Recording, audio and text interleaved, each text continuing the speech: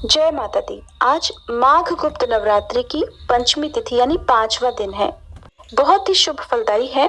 जो भक्त अपनी मनोकामना पूर्ति के लिए माँ भगवती की या महाविद्याओं की पूजा इन गुप्त नवरात्रि में कर रहे हो या फिर उपवास रख रहे हो, आज के दिन आप सच्चे मन से माता रानी से प्रार्थना करें।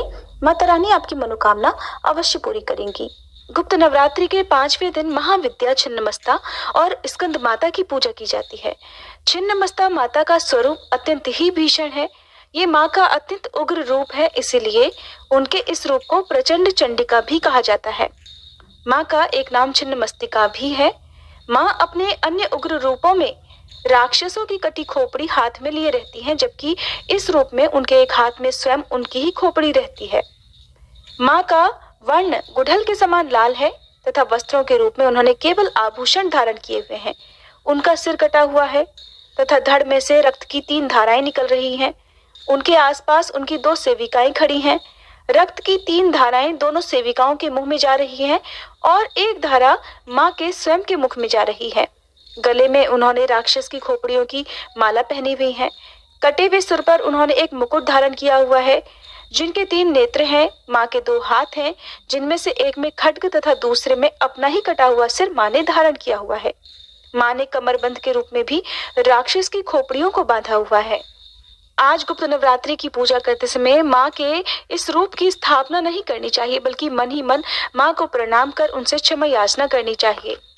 माँ छिन्नमस्ता के रूप और स्वभाव को देखते हुए इनकी पूजा तांत्रिकों द्वारा तंत्र व शक्ति विद्या अर्जित करने और अपने शत्रुओं का नाश करने के उद्देश्य से की जाती है।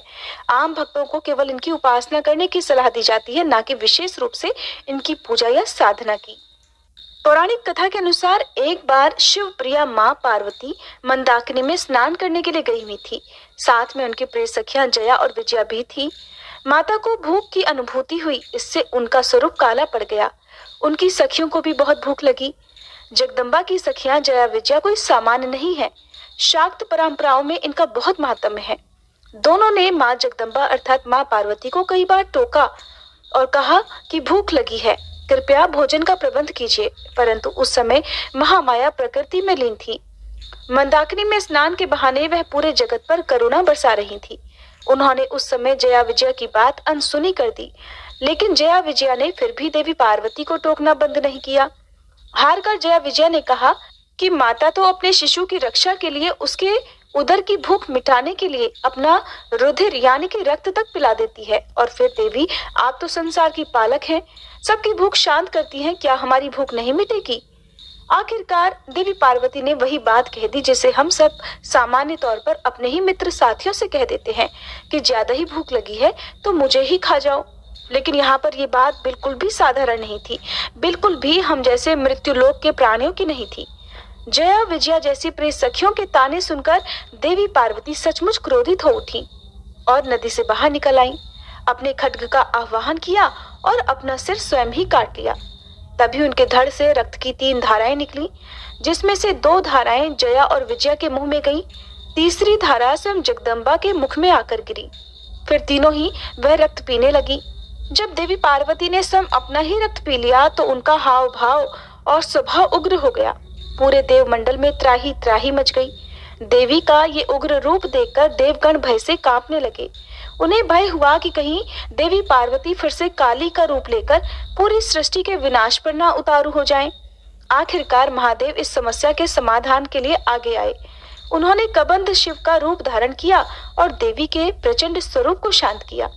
शिव जी के आग्रह को देवी पार्वती टाल नहीं पाई और फिर वह अपने वास्तविक रूप में लौट गई। जगत में स्त्री का रूप धारण करके महामाया हमेशा भावों के केंद्र में रहती है। माँ, पत्नी, बेटी, बहन के रूप में जैसे वो जीवन के हर क्षण में स्थित है, ठीक उसी तरह वो इस धरती पर हर तरफ अलग अलग स्वरूपों में उपस्थित होती हैं।